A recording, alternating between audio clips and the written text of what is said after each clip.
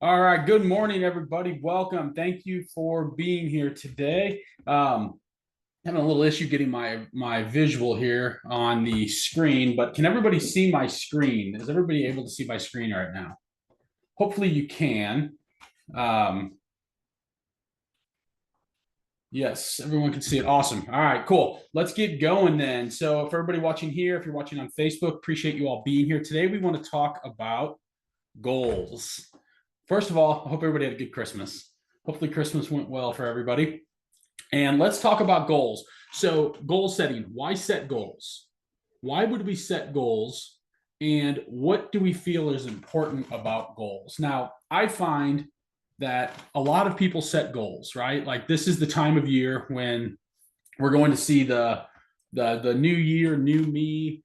The 2023 was warm up, 2024 practice, 2025 game time, all of that stuff, right? Like we see it all the time. It's going to be posted all over social media. And the reality is, for a lot of people, for a large percentage of the population, it's just words. It's nothing. Their year in 2025 is going to look pretty close to what 2024 looked like. It's going to look pretty close to what 2023 looked like. And the reason for that is because people will set a goal, but there's not enough intention behind that goal to make it impactful enough or to make it purposeful enough to push through an entire 12-month period of time to actually achieve that goal. It's the same way with the New Year's resolutions. We see that the gym on January 1st, probably January 2nd, will be very, very, very busy. And I don't recall the exact number of days. So if you know it, drop it in the comments or unmute and let me know. But by mid-January to the end of January, the gym's going to be back to the way it was yesterday, the day before, a week ago, 2 weeks ago. Same people going consistently, and all of the new people that join with the intention, and it's a good intention to want to go, but there's not enough meaning behind why they're wanting to go. I often equate this to, for a lot of people, their life looks the same year after year after year after year. And if you think about it, if you had a child and they repeated seventh grade, I don't know, 8, 10, 20 times, would you be super proud to be like, here's Jimmy, he's on his 15th year of eighth grade? And the answer is no, right? Like, no, absolutely not. You'd figure out a way to get little Jimmy out of eighth grade and into high school, right? But for a lot of people, when you think about it, a lot of people finish their formal education and then they go on and get a job and they live the same life year after year after year after year, oftentimes just accepting the 3 or 4% wage increase for inflation, and they accept life for what it is, and they never do anything to really elevate their life beyond that. Their life looks pretty much the same every year. They finish school, they get a job, they go to work every day, they finally retire. Most people die 7 years after retirement. That's a pretty sad thing to hear, but a lot of people work their entire lives to have a short window of retirement, and what we think retirement should just be the time to enjoy, right? It's a very short window. So how do we create a life that we constantly feel like we're purposeful with our life? We're living the life we want to live, right? Not just getting through the day. So many of us just take the day as it comes. We let the day run us without really waking up with intention. I mean, think about it. Have you ever had a time in your life, and maybe it's now, maybe it's been in the past, but when you were super excited to wake up, super excited to meet the day? Like, think about when you were a kid in school, like in grade school, and you had a field trip, right? Weren't you like super excited to go on that field trip? Wasn't it like you're going to the zoo? It was the best thing ever. Excited, dressed, ready to go. Like you didn't have to have your mom drag you out of bed. What if we lived a life like that every single day, where we were excited to meet the day, rather than having those days where we don't want to get out of bed? And we've all had them. We've all had days where we don't want to get out of bed. We've all had days where it's just like, oh, I can't handle this, whatever the case may be. But what I find is when you have a strong enough goal and a strong enough reason to want to achieve that goal, the how becomes very, not easy, but it becomes possible. How I'm going to make this happen. I'm going to achieve this. I'm going to do whatever I have to do to make sure I achieve this goal. And if you think about it, there's a quote I really like by Jim Rohn, and he basically says, success is nothing more than a few simple disciplines practiced every day. So when we think of it from that context, in order to have what we consider success, it's nothing more than a few simple disciplines practiced every single day. It's waking up and going to the gym. It's going to the office. It's making those calls when we don't want to make it. It's making the extra lead generation calls. It's making those follow-up calls when we're worried about facing rejection. It's doing the simple disciplines practiced every single day, day after day after day after day. It doesn't work if we do it for a week. It doesn't work if we do it for a month. It might take months. It might take years to really get disciplined or to complete the goals we want to achieve. But the key here is if we continue to show up every day and make those things happen day after day after day after day, over time, we will become successful and achieve our goals. Now, I want you to do an exercise with me real quick. We're going to talk about dreaming big. So what I often find with people too is they don't hit their goals because they're not thinking big enough. They're thinking that, well, this is my life. And this was something I used to hear a lot when I was a kid. Oh, that's for the rich. That's for somebody else. That's oh, the rich are crooks. People with money are crooks, this or that, right? Like I used to hear that. I grew up in an environment where it was much like that, a very limited mindset. And so what I want you to think about right now is dreaming big. I want you to write down as many goals as you can think of. Take out a piece of paper right now, write down as many goals as you can think of, not just real estate related, but what do you want your life to look like? Where do you want to travel to? What do you want your financial situation to look like? What are your business goals? What are the things that you want in your life? And start writing those down right now. Think about, where do you want to travel? Who do you want to travel with? How do you want to travel? Do you want to travel on is economy the goal, or is first class better? Or if it's a private jet, better than first class? Like, how do you want to travel? Where do you want to stay? What do you want your bank accounts to look like? Do you want to own investment properties? Start writing those things down right now, and write down as many as you can think. Let's just take a minute and start writing those down. Dream big though, think big here, because what I promise you is the bigger you think, it's going to, I feel that goals are like a magnet. And the bigger we think and the stronger the purpose for the reason why we want them, the more it pulls us toward that goal. And I'll give you an example I used that, I was 28 years old. This is about 15 years ago. 28 years old, pretty broke, right? Tons of student loan debt, tons of credit card debt. And I made what I call a defining moment. I think of that as, I think we all have a handful of defining moments in our life. That was certainly one for me. It was a moment in time where I said, I'm never going to live like this again. It was my 28th birthday. And I said, I'm never going to live like this again. I'm going to do whatever I have to do to make sure that I go create income and I live the life I deserve to live. I live the life I want to live. I'm tired of living hand to mouth. I'm tired of having debt collectors call me. I'm tired of my water getting shut off. I'm tired of my utilities getting shut off. I'm tired of living this way. And I started writing down, what do I want from my life? What do I want? And back then it was, I wanted to make $50,000 so I could just get even on my bills. And I made that happen in a 12-month period. I actually doubled it, almost doubled it, not quite. But that's the power of when we have a big enough purpose why. And now it's kind of like looking back at that now, like $50,000 to me back then was a ton of money, right? And you fast forward to today and it's like, it's not as big as it was back then. But it was big enough to motivate me to push every single day when things got a little bit difficult.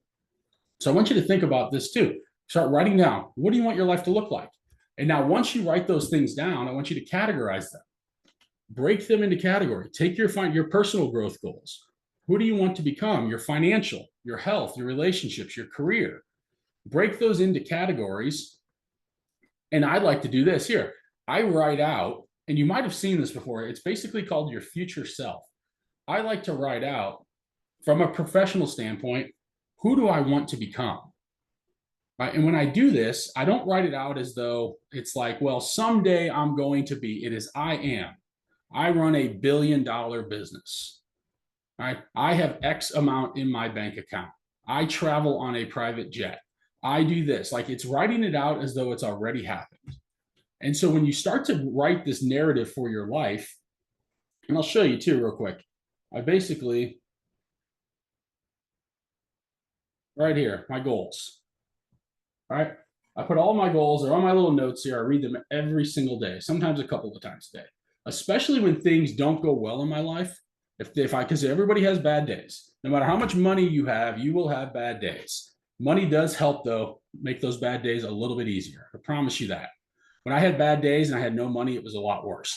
But I look at my goals every single day, and I'm writing down, I'm reading my goals. What are my goals? My family goals, my physical goals, my spiritual goals, my financial goals, my social goals, my professional goals.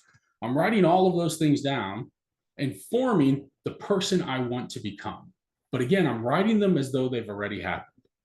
It's not like someday I'm going to be this. Someday I will drive this. Someday I just saw Brittany Bowers just jumped on here. Brittany, I just saw you bought a Bentley. Congratulations. Pretty Yeah, cool thank you. car. So, was that on a vision board? I'm curious. Or did you just wake up and like, yeah, I'm going to buy a Bentley today? If you don't mind sharing. Actually, I went to the dealership to buy my dream car, which was a G wagon. I didn't think I could afford a Bentley, so but the numbers made sense, and then I realized that I love the Bentley more than I love the G wagon. There you go. Love it. Love it. That's awesome. Well, congratulations. Beautiful car. Thank you. Yeah, that's awesome. So there you go, right? Like things happen. And that's why I'm a big believer in setting goals, knowing what we want to achieve and what we want from our life.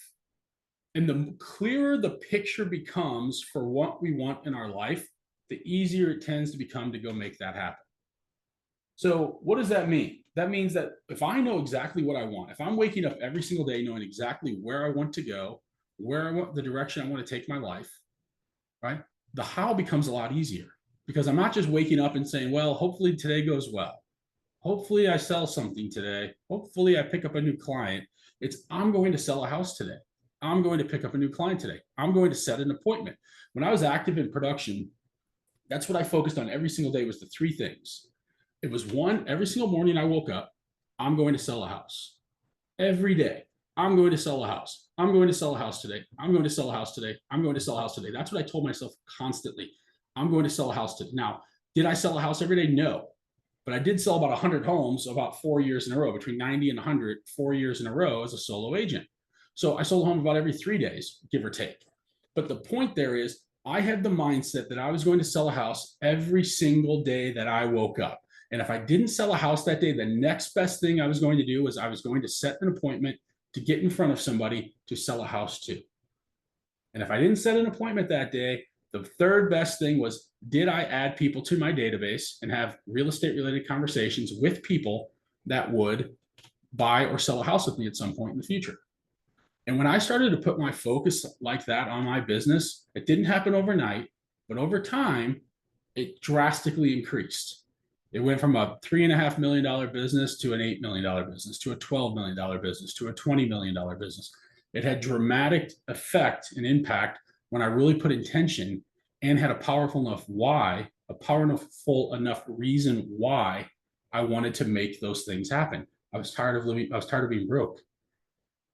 I felt I deserved to live a better life than I was currently living. And so, what I'll tell you is this: when you get super clear around the person you want to become, and you get clear on the direction you want to go with your life, and you start putting intention and focus behind it, things start to happen. Now, I want you to think about this for a moment. Have you achieved goals in the past? Have you achieved them? And how did you feel when you achieved them? Think about a goal, like we just talked about Brittany. That was a goal. She just achieved it. That was a goal, right? How do you feel when that happens? If not, what stopped you? If you set goals in the past and you haven't achieved them, what stopped you from achieving them? Typically, what I find is that goals that we don't achieve are for two reasons. One, they weren't important enough, right? It was a goal that was like, well, if I hit it, cool. But if not, my life's okay. I'm fine with the way things are. I've got enough. I'm good. I'm getting by. Or the second was we just didn't have a powerful reason why. It was like we just didn't have a plan then. It was either we didn't have enough strong enough why, or the goal wasn't important enough to us, or we just didn't put a plan together to go make that happen, which in turn goes back to not having a strong enough reason why. So think about your goals, and now let's look at this. What is your why? I talk about this a lot because this is something that has served me extremely well in my life. When my goal and my reasons why I wanted to achieve my goal got crystal clear, I started to turn my life around. I started to make more money. I started to pay my debt off. My life drastically increased. Right? It went from living a life of like partying and having fun to really getting intentional with where I wanted to take my life. So when you get crystal clear around your why and why it's important to you, things start to happen. Your big why is something you plug into emotionally, drives you when things get tough. It's not a wish or a goal. It's something that really matters to you. It's your purpose. When you find your purpose, and I want you to think about that now, whatever your goals are right now, what are the reasons why? A lot of people on this call have families, right? Maybe it's to give your children a better education. Maybe it's to set your children up for financial success. Maybe it's that's one thing I used to get a lot of. I don't have any children yet. I've got a baby coming in 7 weeks. That's changed the way I think a lot, right? That's changed a lot in the way I think right now, and it's really gotten me motivated to want to go do more than ever before.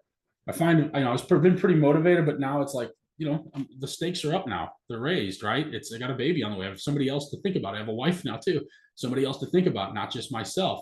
My why has substantially changed over the last couple of years. And I think that's a good thing too. So know that your why can change, because oftentimes people think, well, my why is too small. Maybe not. For me, my why 15 years ago was to make $50,000 to get out of debt. That was a big enough why, a strong enough why to motivate me every single day to go make things happen. So knowing your why, I think, is extremely important. And knowing that your why will evolve over time is also important to remember as well. So different things I've seen over the years, people I've talked to, different reasons for their why. Lots of different things. Retire at 50, right? Buy a car, build a college fund, travel the world, allow my spouse to quit her job, his or her job, support my family, go on a hunt, right? Like a lot of things here, a lot of different things. But what is your why? And think about that. And why is it important to you? Now, let's talk about financial goal. So I find for a lot of us, we have a financial goal in mind that we would like to achieve in 2025. What is it? What is your financial goal and why is it important to you? What is your financial goal? And when you achieve your financial goal, what will that do for you? Right? What person will you need to become in order to achieve that financial goal? For somebody going from 100,000, they want to go to 400,000. You have to become a different person to be a $400,000 earner than you do to be a $100,000 earner. For somebody to go from $100,000 to a millionaire, $1 million earner, you have to become a different person. But what is your financial goal? Why is it important to you? And who is the person you have to become in order to achieve that amount of money? Right? Because what I find too is that throughout our journey, and I think that life is just a journey, right? It's a nonstop pursuit of becoming, or really becoming the person we're truly meant to be. And what I mean by that is we all have so much potential.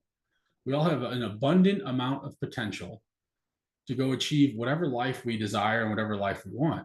What happens to a lot of people, though, is life has a way of beating us down to forget why things are important to us. There's the old saying that people don't burn out because of what they do. You hear people are, oh, I'm so burned out. I'm so tired. I'm so this or that. People don't burn out because of what they do. They burn out because life has a way of making them forget why they're doing it and why it's important. And so if I get clarity around why my financial goal is important to me, and more importantly, what is my financial goal going to do for me? When I achieve X, here's what I'm going to be able to do. Here's how I'm going to be able to be a better husband, a better father, a better provider, this or that. I get clarity around that. Well, now that starts to motivate me to want to go make that happen. When I say, well, I just want to make a certain amount of money, and if I hit it, cool. If not, that's okay. I'm good on finances. No big deal. Like, not a whole lot of power behind that. But when I get crystal clear around behind what my financial goal is and knowing the reasons why it's important to me, that's when I start to make things happen and get motivated to want to make it go.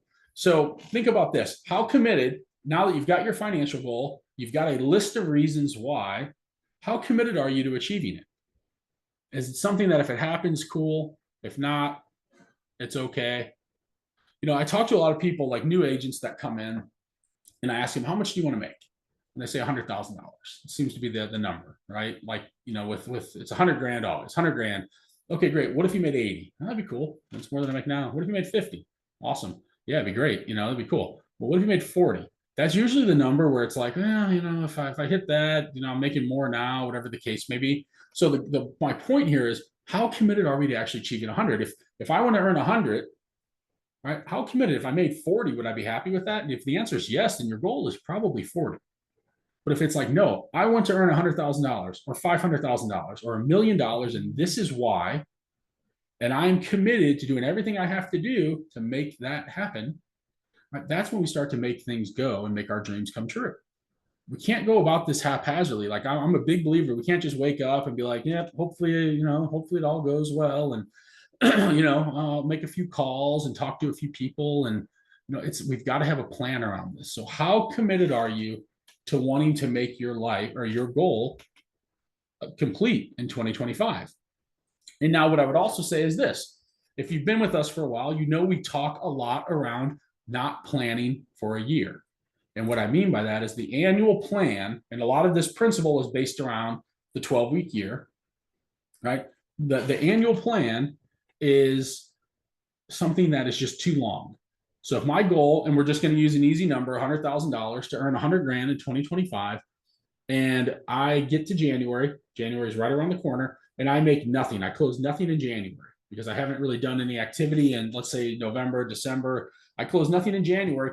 I can justify that and say, well, I still have 11 months left. I got a lot of time left to hit my goal. 2025 is going to be my year still. Even though I didn't make anything this month, it's going to go. And then I get to June and I'm at about 25 grand. I'm at 25,000 halfway through the year. Now I'm at a crucial point where it's like, oof, I've got 6 months to make 75,000 and I've only made 25 in the first 6. I have 2 choices now.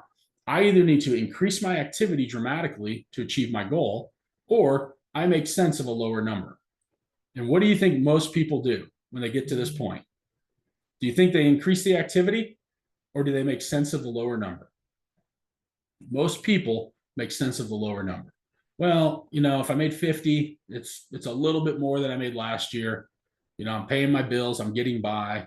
They start justifying all of the reasons for why they don't want to achieve their goal. Well, I had that little bit of a setback earlier in the year, and they saw all of the reasons start coming up, rather than saying, I'm going to go make this happen. I'm going to increase my activity. But so the annual plan, it's just too much time. Thinking about December of 2025 right now, it seems so far away, when in reality, it's not. We all know, especially in real estate, because we're always looking 30 to 60 days ahead. Like we're always looking for our next closings. We got closings next month, this and that. We know that time just flies by, right? Like I know, Jordan, you've been in the business a long time. I have as well. Doesn't it feel like we just got in the business in some regards? Yeah, absolutely. Right? Like it's one of those things where it's just the time flies by. Right. And so like looking at it, we're like, well, December of next year seems so far away. I got a full year ahead of me. We know that we're going to be talking about Christmas before too long again. It's the way it is. So when we throw out the annual plan and we focus now on our quarterly, we look at this and I say, okay, if my goal is $100,000 in the next 12 months, I know that 20% of my business should come in the first quarter. So I need to focus on $20,000 of earned income in Q1 of 2025. And then in Q2, 30,000, Q3, 30,000, Q4, 20,000. So whatever my goal is, I'm looking at 20%, 30, 30, 20. And so now instead of focusing on what I feel is a big goal of this, again, our number that we made up here, $100,000, I'm only focused on, I'm going to go make 20 grand in the next 12 weeks. That's all I care about. Not worried about the 100 right now. I'm focused on the next 12 weeks. I have to go create and earn $20,000. Now, what you see is I'm taking my 12 months, I'm compacting it into a 12-week year because I'm going to have 4 weeks in my year here. And now I have to increase my focus. I have to increase my urgency because I don't have a whole lot of time. The end of March is going to be here before I know it. I have 12 weeks to go hit this goal of making $20,000. So I focus now, I break my goals into 4 quarters. So 12 weeks equals a year for me now. So how do I do? Q1, I need to go make 20 grand. And I'm going to look at my Q1 and say, how did I do at the end of it? Did I achieve my goal or not? So I'm looking at that and saying, I need to earn $20,000 in my first quarter of the year. And I'm breaking my goals up by doing that. Now, how am I going to get there? It's just as important, right? So the first thing I need to do is I need to write my goal down. $100,000 is what I want to earn. If you know your average sale price, write it down. Average sale price is 260,000, 350,000, whatever your average sale price. Take the number of volume that you sold this year, divide it by the number of homes sold, and that gives you your average sale price. Now, if you know your conversion rates, what are your conversion rates? How many appointments did you go on this year on listings, and how many signed up with you? Right? So think about that. How many buyers did you meet with this year, and how many ended up working with you? How many of those listings that you took turned into closed transactions? How many of the buyers that you signed buyer agency agreements with turned into closed transactions? And then what is your average commission? So it's important that we know these numbers. Let's write these numbers down. If you know them, write down ballpark what you think they are. But that's what we're looking at. Average sale price, my rate from seller appointments to listings. And keep in mind, you're not going to get 100% of the listings you go on. And if you are, maybe you're not going on enough, right? If I go on 3 appointments last year and I got all of them, is 3 enough to hit my goal? Chances are no, I need to go on more. I know I need to set more. I might need to get in front of people I don't know. Maybe 100% of my business is from my database right now, and it's not generating enough business or enough income for me. So I need to go find another vehicle or another pillar to get in front of more people that maybe I don't know yet in order to generate more appointments and set more and set more get more closings. So think about that. But how many appointments do I need? How many buyer appointments? What's my conversion? And then what's my conversion rates from actually taking listings or buyers and turning them into closed transactions? And what is my average commission? My average commission is $8,000 a closing, 10 grand a closing, 5,000 a closing, whatever the number is, write that down.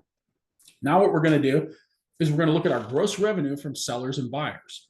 What does that mean? That means, okay, I'm going to throw out a different number. If my goal is $250,000 this year in 2025, I want to earn 125 of that from sellers and 125 of that from buyers. What I will tell you is that a healthy business has a 50-50 mix.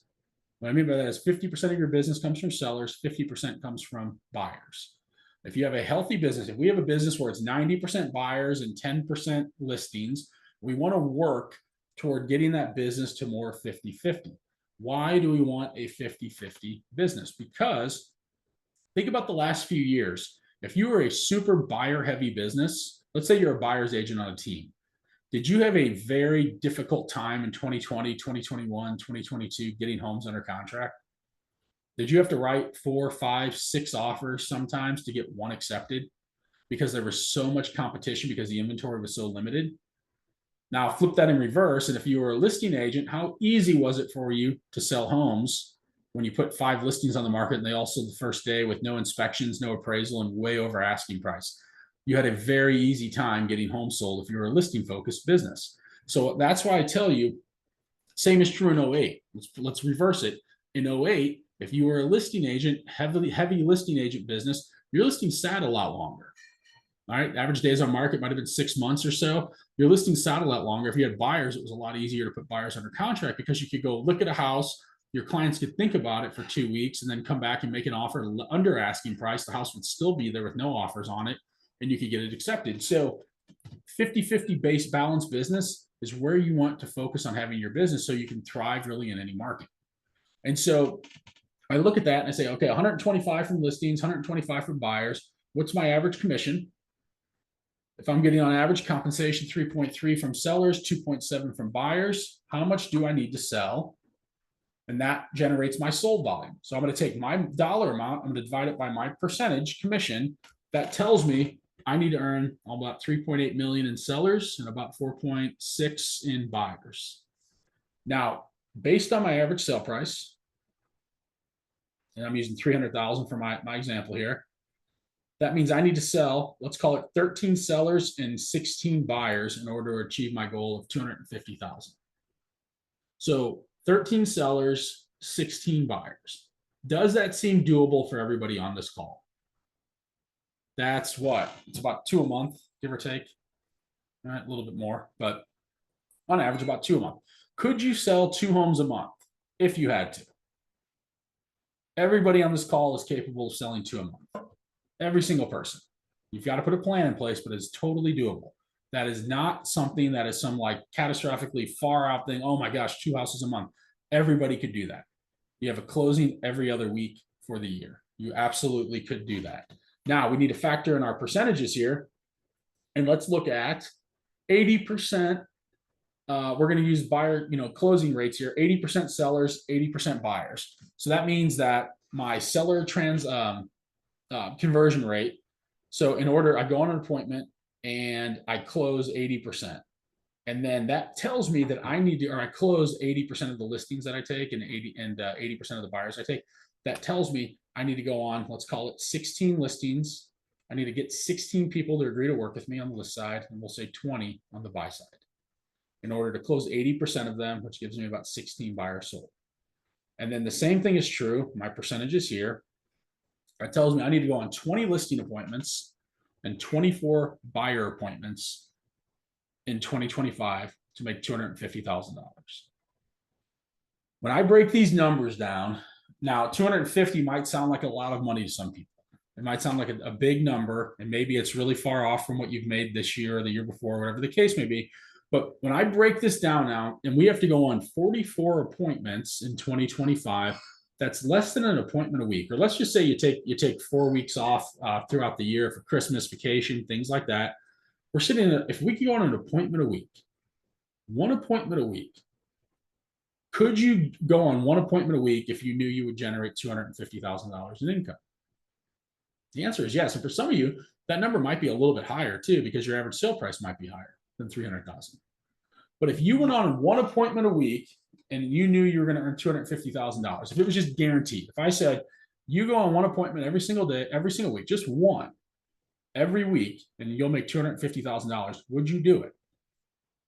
Would you be excited to do it? And I feel the answer for a lot of you is yes. Here's the thing. You're all capable of going on one appointment a week. You could all go on one appointment a day if you really put a plan together in place to go make it happen. But one a week, one appointment a week, you could do it, right? So is this eye-opening to anybody, the numbers? When you see the actual numbers, to earn a good income, 250K is about 5x the median average income, I believe, or median income of an earner in the United States. That's a good income, $250,000. Could you do it? Could you set one appointment to go on it every week?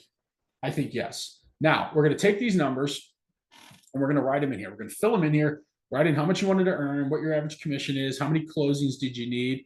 If you're going on these numbers, right, we're going back to, call it 44 appointments for that matter, and 16 and 13 closings. How many appointments do you need? Now you know your numbers and you have your metrics in place. Now that I have my metrics in place and I know where I need to go, I've done the math. I know the math of where I need to go, what I need to do in order to achieve that. How am I going to get there? Well, first thing I'm going to do is I'm going to look at my past experience from last year, from this year. So 2024, we're still in 2024. And I'm going to say, where did my business come from? I'm going to prioritize my business. Where did it come from? Okay. I'm listing out, I had 10 closings from door knocking. I had 7 from my sphere of influence. I had 2 from agent referrals, 7 from newsletters, 2 from FSBOs. And this is just made up numbers, but you get the point. I'm breaking down where all of my business came from. And then I'm going to put it as a priority, and I'm going to prioritize where the bulk of my business came from. So I look at my expired listings. A lot of my business came from expireds. Some of it came from door knocking. My sphere was a pillar. And I'm going to put that now, and I'm going to focus on that. And I might abandon some of the things that maybe I was putting a ton of focus on for sale by owners, and it only generated 2 closings for me. Maybe I'm not strong in that pillar, and I need to either put more focus in it, or I need to abandon it and go focus on the pillars that are generating me a lot of business. I see this happen a lot with people who they neglect their database. They sell a house a month from their database, and they're 100% focused on doing something else that maybe generates them 3 closings a year.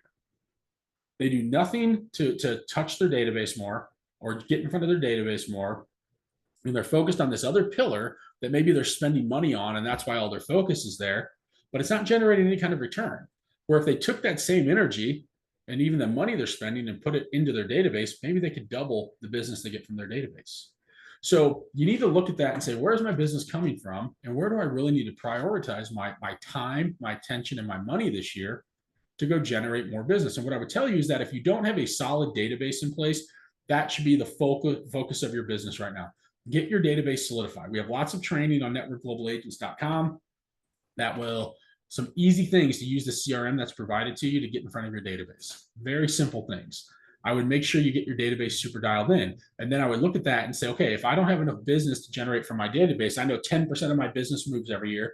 If I have 300 people in my database, that's 30 transactions. If 30 transactions is not enough to achieve the income I want to achieve, I need to go find a second pillar.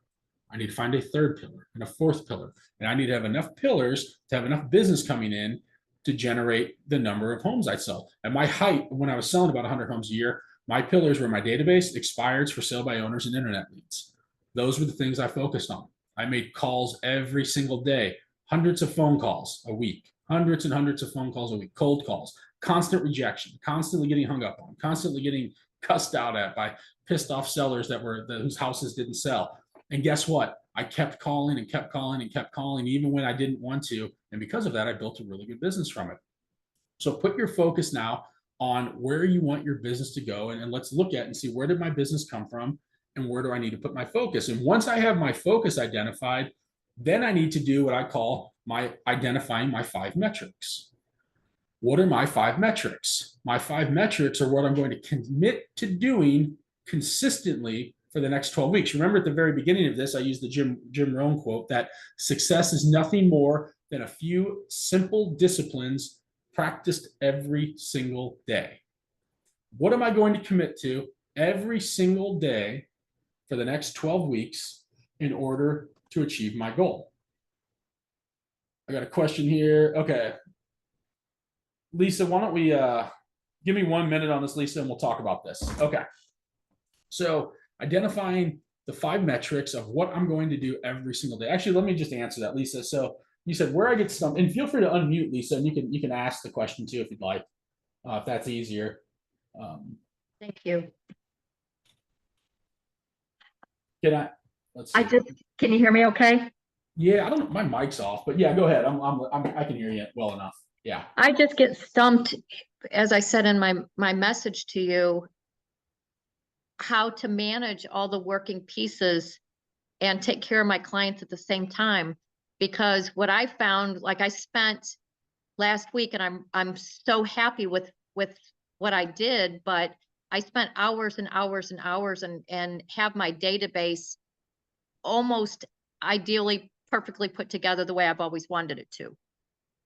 Good. But, you know, when I do that and you know, family stuff and taking care of the clients I have under, you know, buyer's agency right now and just personal things in life, I'm like, how would I be able to do my newsletter every month on time, and open houses and showings and paperwork and contracts and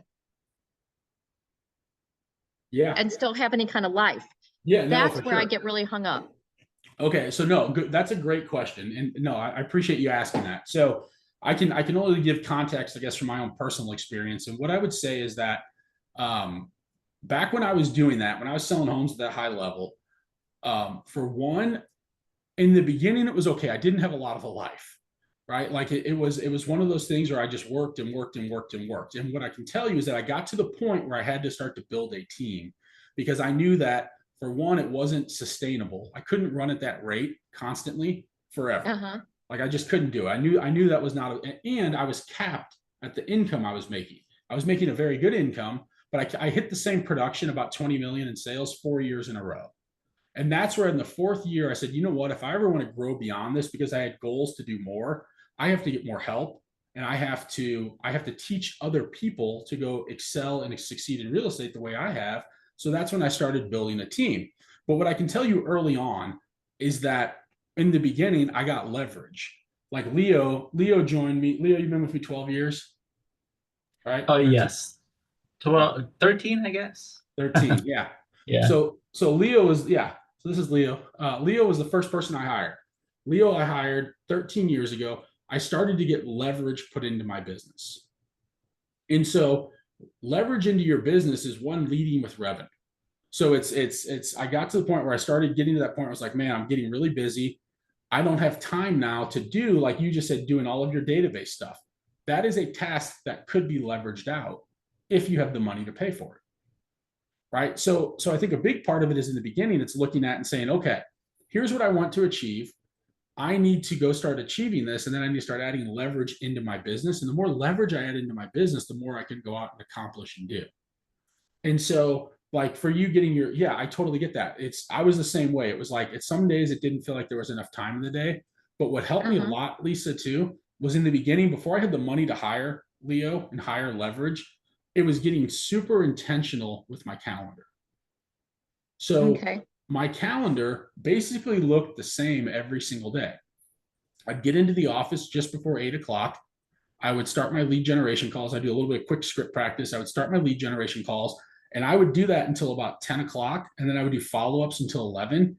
And I basically, my calendar looked the same. I didn't really open my doors, what I would say, to the public until about 11 o'clock every single day. So what that meant was Okay. that if a client said, well, hey, I want to go see a property tomorrow at 9:30, I would say, well, actually, I've got an appointment at 9:30. Could you do 11 or 11:30 or 12 or any other time of the day tomorrow? And most of the time, about 90% of the time, they're like, yeah, I could do 11:30. That works. And it was fine. Now, in the odd, like occasion where they'd be like, no, I'm going out of town, this or that, I can only do 9 o'clock. I would deviate from my schedule to accommodate that request. But I knew that I had my calendar set where I was doing all of my lead generation in the morning, getting that out of the way. And then I was opening up the rest of my day for appointments, things like that. I also dedicated Fridays as a work on the business type day. And so what I mean by that is I feel there's working in the business and on the business. In the business is the lead generation, the follow-ups, the writing the offers, things like that. I would spend a lot of my Fridays, I would try to keep those light days to focus on growing my business, doing things like working the database more, tweaking the database, doing things like if you're doing newsletters, things like that. I would use those days on Fridays as days to work on the business. So a lot of it came into time blocking. And what you'll find too is that when you start to time block and prioritize things, you don't have as much to do as you really think. Like I had a team member years ago that came in and she was super stressed out. She's like, I've got all this to do. Oh my, she was very stressed out. And I said, okay, let's do this. Let's write down a list of everything we have to do. And I don't mean to like sound, rude by saying it, but like we wrote her list out and we got everything done in like 20 minutes. And Wow. yeah. And so like she was very overwhelmed because it was a lot of little tasks. But when we just prioritize the list, like one of them was like calling a appliance repair person for a listing. It was like a lot of little things like that. And I just helped her. We made a list and we knocked all of those out in about 20, 25 minutes. And she was like, oh my God, I feel so much better. So I feel like in our business, a lot of times we feel overwhelmed by things that they feel overwhelming in the minute, but they're not really that big of a deal, if that makes sense. Like we get an inspection notice and there's tons of things on it. And we have 10 days to resolve it, and we get overwhelmed because we feel like we have to, they just sent the inspection notice over. We have to get this resolved. Do we really have to get it resolved immediately? We have 10 days, right? Can I, and it falls into that quadrant of like urgent, important, not urgent, important, not urgent, not important, right? Like, can I put that into a time block somewhere where, okay, tomorrow at 2 o'clock, I can address all of these things and get this done. So what I would tell you is that when you're growing your business, time blocking becomes extremely important. What I would also say too is like I don't have, as I mentioned earlier, children at the moment, but I have nieces and nephews, and I never missed anything. Like they call me and say, hey, can you come to my soccer game this weekend? Or whatever the case, my dance recital, whatever it was, I would prioritize that and put it into my calendar. I never missed anything that was important to me or to my family because it was in my calendar. And if somebody called and said, hey, I want to go see houses on Saturday, I've got an appointment at 9:30. It's a soccer game I was going to. I wouldn't say I'm going to my nephew's soccer game. I have an appointment at 9:30. Can you do 12?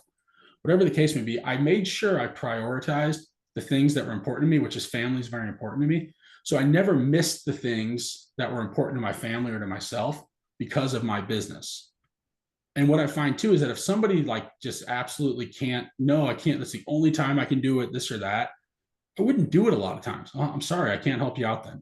But I knew I had enough business in the pipeline where I could turn down business and be okay. And I think that's the power too of having a full pipeline. When I had one client, I would bend over backward for that client. When I have 10 clients, I have more control of my business and I can prioritize my business better and I can really live a better life because I'm not solely focused on closing that one client. Like I'll give you the example. Back in the day, I was going on a free vacation. I had a girlfriend. She worked at Merritt's Travel and the Edward Jones account. She was going to be in Maui for like 4 weeks. I was going to go to Maui for a week, free hotel. My dad gave me some airline points, free plane ticket. Only challenge was I was completely broke. So I had no like spending money. And I had one closing set to close prior to going on that trip. And that closing died like 4 days before I was supposed to leave. And I was distraught. I was like, I can't even afford a free vacation. But had I had 3 other closings lined up, not the end of the world. Right. So I think that's the power too of having a full pipeline and a full business is that the more people we have and the more people we help, the bigger our business gets, the more leverage we can apply into our business, and the more money we can make ultimately. But I think for you, Lisa, like it feels overwhelming. But what I would say is let's prioritize things that are important that we need to do. And let's get really, really good at following a calendar. You've probably heard me. Yeah, you've probably That heard would me be talk. helpful. Yeah. And, Tony DeCello, a lot of you that were at Keller know Tony DeCello. And 10, 15 years ago, I can't remember, I went to a training, my first like Keller Williams training, and it was in Kansas City. We took a bus up there, a bunch of the agents, and he was he was a speaker, and he said, the most successful people I know are the most boring people I know. And what he meant by that was they follow a schedule every single day. Every day, their life looks pretty much the same in regards to the schedule they're following. Wake up at the same time, in the office at the same time, same activities at the same time, lead generation is time blocked, showings are time blocked, appointments are time blocked, so on and so forth.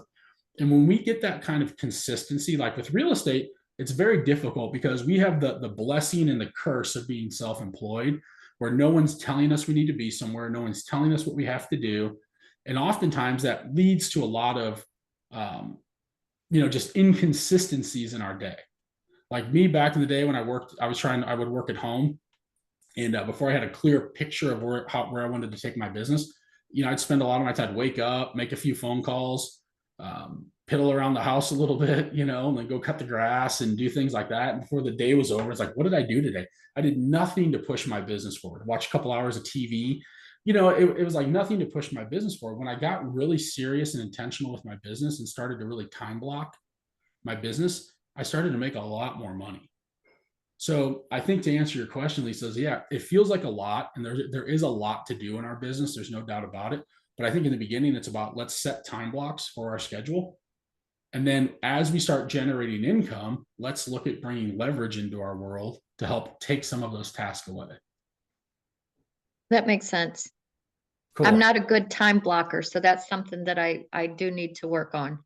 Yeah, I mean, I think everybody on this call would probably admit none of us are natural, like great at time blocking. Like we're all self-employed, entrepreneurial type people. We don't like to follow schedules naturally. We like to just go make things happen. And so I totally agree.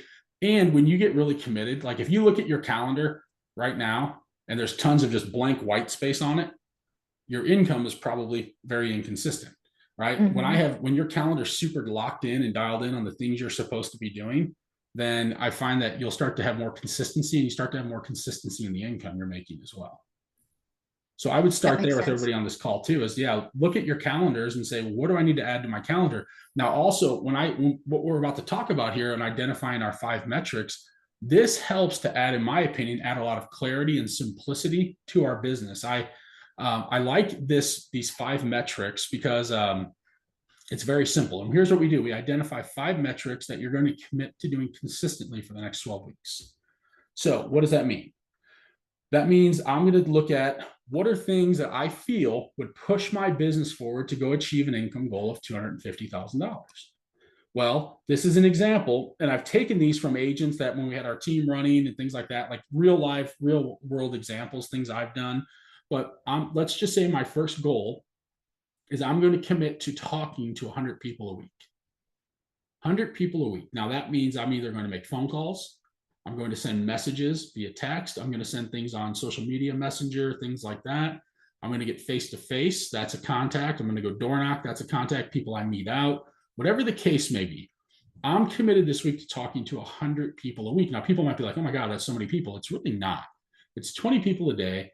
It's really not. And that's 20 real estate related type conversations a week. So I could go on Zillow right now and find a bunch of for sale by owners. I could call those people that are for sale by owners, see if they would consider working with an agent, right? I could call people that have homes for rent, people that are renting houses, and see if they would consider selling rather than renting, or maybe they're looking to pick up more investment properties, right? Like Zillow is a fantastic tool to go get free phone numbers to call people. I've got expired listings I could be calling. You can generate internet leads very easily through our CRM that you can go generate internet leads and call. You call people in your database. But my point is there are enough people to call where I could set 100 contacts per week. And then my next goal could be I want to add 20 people to my database each week. So Lisa, as you mentioned, like you spent a ton of time getting your database set up and organized. That's awesome. What we could also do is just set a number each week and say, okay, every week I'm going to add 5 people a day, or 4 people a day, 20 people a week to my database. I'm going to True. keep adding people to my database, and I'm also going to hold 2 open houses a week. Maybe it's 1, maybe it's 2, maybe it's more than that. There's a guy, Chris Suarez, out of Portland, I think. When he built his business back in the day, he moved to a new city. He built his business from open houses. He would do like 7 open houses a week. He was doing rush hour open houses in the evening. He would hold vacant open houses all day and just work out of the house. He was doing multiple open houses on Saturdays, multiple open houses on Sundays. My point here is there's lots of ways to build a business. And that's something I learned early on. I went to a seminar years ago, and everybody on stage that spoke had a massive business, and they all did things differently. One person focused on open houses, one focused on door knocking, one focused on expireds, one focused on FSBOs. Like, everything works. It's figuring out what we like to do, put a system behind it, and go do it consistently. So 2 open houses a week. And then maybe I want to set what I call a lagging metric. There are leading metrics and lagging metrics. Leading metrics are what I call effort metrics, things I'm going to put the effort in that have no guarantee of giving me a result, but I'm going to put the effort in to go make things happen. That would be a leading metric. Making 100 contacts a week would be a leading metric. Adding people in my database, leading metric. Holding open houses. It's an activity-based thing. It's a leading metric. Setting an appointment would be a lagging metric, which is a results-focused metric. I'm going to set 1 appointment a week. Maybe it's 2 a week, 3 a week. And then maybe I'm going to set a number of things I'm going to post to social media. I think if we're not using social media right now, we're under, we should be. It's free, right? Post to social media. You don't have to go crazy on it, but post there regularly about what you're doing in real estate. Let people know you're an agent. Some other things are like door knocking, script practice, practicing your listing and buyer presentations, farming, mailers, SOI, client events, etc. Somebody asked me too, like, how do I show my value as a realtor? There are tons of realtors out there. Absolutely. One of the ways you can show your value is get really, really good at your presentations. Become super, super good at a buyer consultation and a listing presentation. Show your value there. Get really, really, do you practice? Like, think about, when's the last time you practiced your buyer consultation or your listing presentation? Or is it like, well, I just go on a point. I had an uncle back in the days, like, I just go in and talk to him and blah, blah, blah. He had no plan. There's no, it's like, no plan, right? It was just go and talk to people, try to get relatable. That's the way I was taught early on, just get into rapport, right? But there was no plan around, what am I going to do to help these people accomplish the goal of buying and selling? So when's the last time you've practiced your presentations? Maybe that could be something you do on a weekly basis as well. But here's the thing. We're going to identify these 5 metrics. And now we're going to take these 5 metrics and we're going to do them consistently every week for the next 12 weeks. It's not like we're going to do it this week and then we're going to grade ourselves on that. If my goal was 100 contacts a week and I talked to 10 people last week, I got a 10%, that's an F. Right? If my goal is to add 20 people to my database and I didn't do anything, I got a 0. That's an F. Maybe I held 2 open houses, I got 100%, fantastic. Maybe my goal is to set 1 appointment, I didn't set any, 0%, an F. And I did 4 social media posts, 100%, but I grade my score now. I take the average of those 5 metrics, and what did I achieve? Maybe I got a 40%. And now I have to ask myself, is my goal really important to me or not? If I'm getting a 40%, I didn't even take the activity. I didn't even do any of the actions I set for myself. Or maybe I did great and I got 100% on everything. And I'm getting motivated now and getting consistent with doing this. So we're going to look at that every week. And I'll share this with you too. This was Joe, one of our team members. This is from 2022.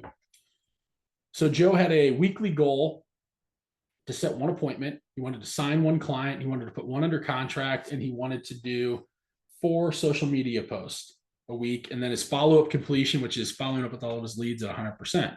Well, Joe hit consistently, he hit 129% over his 12 weeks. He set 20 appointments. He signed 14 new clients. He put 17 homes under contract, and he did 45 out of 48 social media posts. And so his goal, his actual income, he earned $35,844. And his goal was 30 grand. So his goal was to earn 30,000 in the first, for that 12-week period. And he earned 35,000, almost $36,000. So the reason I share with you this, when you start to put clarity around your goals, now Joe, again, he had a lot of what I call lagging metrics because he was already consistent with doing his lead gen activities. So he was really results focused on getting the results from the activities. But Joe set a goal and he achieved it. He hit beyond his goal. And that's the power of having clarity. So what we did was every Monday we would talk and we would go through, okay, how did you do? Well, your goal is to set one appointment. How'd you do? You set 100%. Awesome. Goal is to sign one client. You sign one. Great. You put one under contract. Great. You did 4. You only did 1 social media post. What happened? You got a 25%, but his average over that week was 85%. So what I find is that if you hit consistently 80% of your goals weekly, you will achieve your income goal. So if you set the right metrics and you hit 80%, and this is what we would do every Monday, we would have a weekly accountability meeting. Now you would get agents that would show up with like 8% and 12%, and they would make excuses, right? And then you have people like Joe that just showed up every single day, got it done, and had really good results from it. And so this is something that we're going to implement if you want to be a part of it. So we're going to put this together for any agents that want to do this. We're going to kick this off actually next week, and we're going to do a Monday weekly accountability meeting. If you want to be a part of it, we're going to do it via Zoom, and we're going to basically set metrics for what your 5 metrics are going to be. And then we're going to track them for the next 12 weeks. And we're going to see how we do from an income perspective. So if you want to be a part of that, drop a message in below and we'll get you all the information. But that's something we're going to roll out again starting next week. And we're going to run it through this year actually, but it's going to be focused first on the next 12 weeks. Because my goal for 2025 is to get everybody on this call to help them hit their financial goals. I know everybody's got different financial goals, and but I want to do everything I can to help you make them happen. So if you're interested in that, drop a comment in below. Let me know. We'll get you info on that. And so the next thing I want to talk about too is typically when we come out of like goal setting, business planning, we're motivated, we're excited, and we hit these phases, right? As I talked about early on in the beginning of this, about how most people quit within the first month with their goals. It's because they have the intention, they have the desire, they want to make changes in their life. And what happens is that's what we call uninformed optimism. I'm excited, I'm pumped up. Have you ever gone to a conference and walked out of it like, oh my gosh, I'm gonna do so many great things. I learned so much stuff, right? And we're super excited and motivated. And then that motivation starts to wear off after a couple of weeks. And then we start to go from an optimist to a pessimist. And we get what's called uninformed pessimism. Reality sets in. This is harder than I thought. These changes are harder than I thought. Making lifestyle changes, making business changes, making lead generation calls. All of this stuff is a little bit more difficult than I thought. And so we get into this phase 2 of uninformed pessimism. And then we get to phase 3, which is what they call the valley of despair. This is from the 12-week year. Valley of despair. It's where most people quit. It's hard. It's a lot harder than I thought. You know what? My life's okay the way it is. No need to make changes. No need to make any, it's life's okay. And so we get to that point where it's the valley of despair. And this is where most people quit. Now they quit and then they start over again at some point. And they go back to phase 1. They get motivated. Maybe it's a month from now. Maybe it's 2 months. Maybe it's 6 months. Maybe it's a year from now. They start over again. This is me with dieting, right? Yo-yo dieting. I'm motivated, right? Things get tough, fall back into my old ways, start over. I've lost the same like 50 pounds, I don't know, 7 times probably, right? Like it's just, you lose it, you gain it, right? And so that's the way life goes for a lot of people. Now, what happens though is if you push through when times get tough, you move into what we call informed optimism. You know now what you didn't know before. You know how tough it was. You know the journey and the challenges it takes. And when you stick with that and you keep going, you get to phase 5, which is success and fulfillment. Right? You become the person you want to become. You achieve those goals. It goes back to thinking about what are the goals we wanted to achieve, right? And did we achieve them? All right. Now, who's the person? That person that you become after you achieve those goals is a different person than when you started your journey.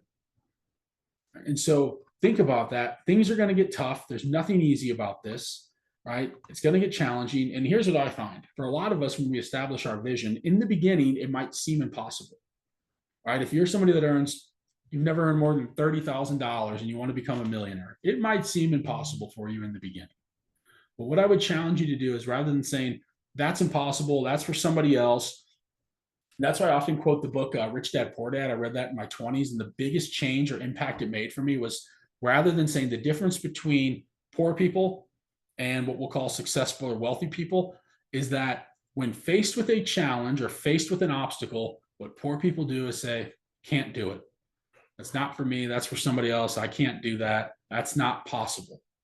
and they shut off their brain from thinking about ways of making it possible. Where successful people start thinking, well, what if it was possible? So rather than saying, nope, can't do that, that's not possible, what if it was? What if it was possible? And if it was possible, how might I make that happen? What would I have to do to go make that goal happen? What would I have to do to go make $1 million in the next 12 months? What would I have to do? What if it was possible to make $1 million or $5 million in the next 12 months? What would I have to do? Now, all of a sudden, you start putting focus and attention into things that, what would I have to do to go make this happen? Now, all of a sudden, the goal starts to become probable over time. And then when you start to make those goals happen, you start stacking up wins and wins and wins and more wins and more wins, and you've got momentum going. Now, all of a sudden, it just becomes given. This is the person I am now. Like, I'll never forget the first time I made 10 grand in a month. It was one of the most exciting things ever. It was like, oh my gosh, I've never made this much money before in my life. And then I made 50,000 in a month. I made that about 18 months into my first career. 50 grand in a month. That was like life changing at the moment. I was like, when it may as well have been like winning the lottery. Then you do it again and you do it again. And then 50 grand in a month doesn't seem so big anymore. Right? Over time, it just becomes the person you are. And it's how do I go continue to stack those wins up to achieve that, to become the person I deserve to be. Right? We all have goals. We all have a vision we want to set for ourselves. Now we need to put the plan in place to go make it happen. But the hardest thing for most people when it comes to achieving their goals is, one, believing that it's possible, or believing that you're deserving of it. Well, no, that's just for somebody else. That's for somebody else to live a lifestyle like that, not for me. Well, why not? If you want it, there's a reason. If you want things in life, there's a reason you want them.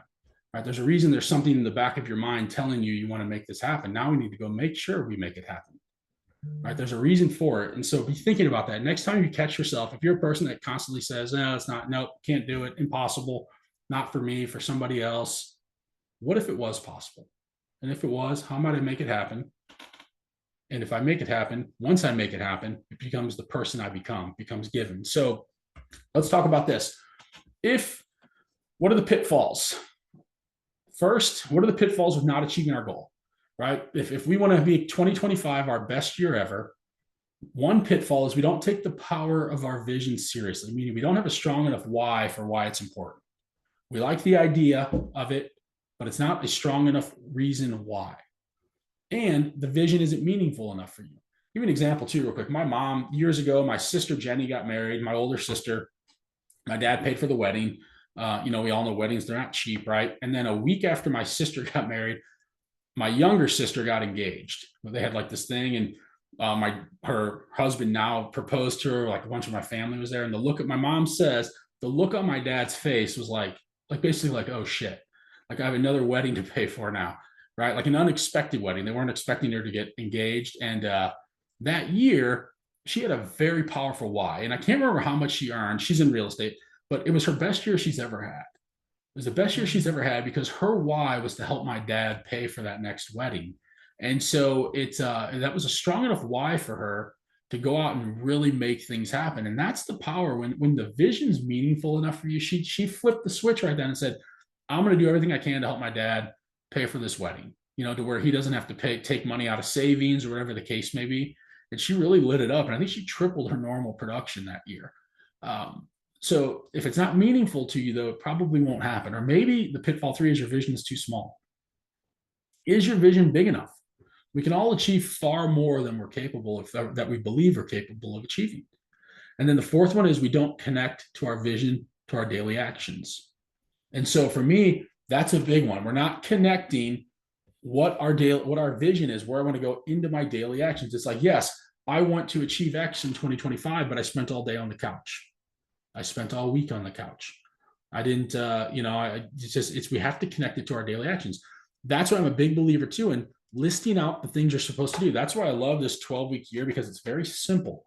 It's 5 things I need to do consistently every single day. And I look at that every day and say, how did I do today? If I needed to talk to 20 people today, how many did I talk to? I talked to 25. Awesome. That's a win.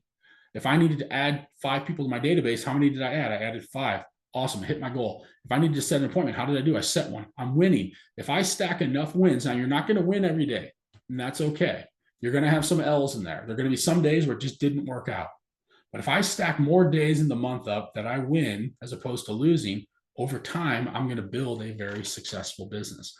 So I have to connect my vision to my daily actions. And that's also why I need to look at my goals every single day.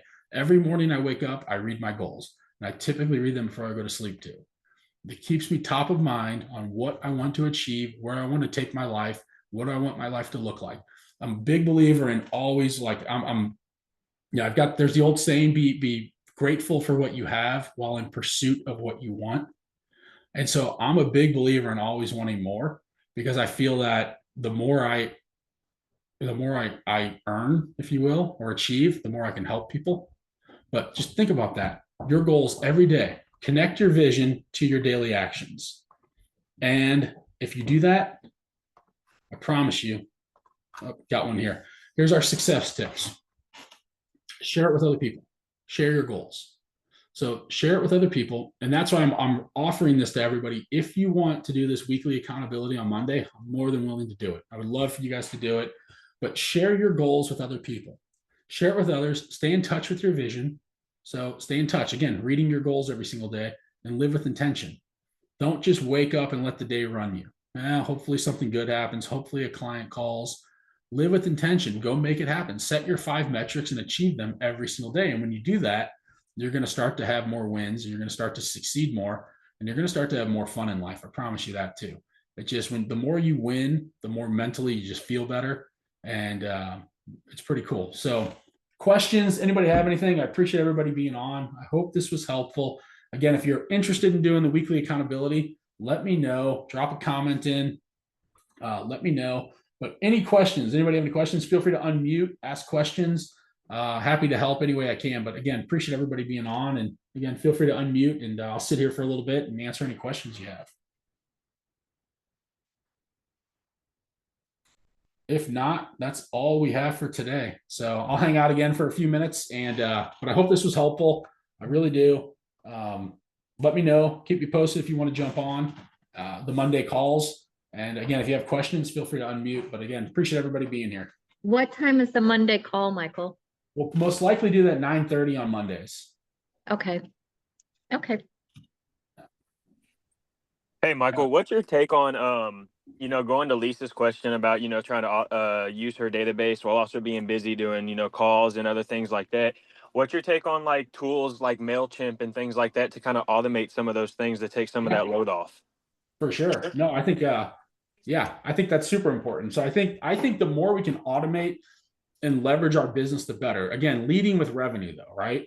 So I'm a big believer in like what we call red light, green light. Like if I'm spending money, just make something up. If I'm spending money on MailChimp and I'm doing it for 6 months and it doesn't do anything for my business, I probably need to look at that expense and cut it. Right. But yeah, I'm a firm believer in leverage. Like hiring people is leverage, right? Now, maybe, yeah, the more I can leverage out my business, the better. Absolutely. Because there's only so much time in a day. And so I have 24 hours in the day. I got to sleep a portion of that, right? I got to spend a portion of that with family. I've got X amount of hours to work and get things done. So the more I can leverage, basically, I'm buying time. So yeah, you're absolutely right, Eric. If you can buy systems like that and you have the money to do it, absolutely, 100%, I think you should do it. I also think like early on, a simple leverage tool is a contract to close person.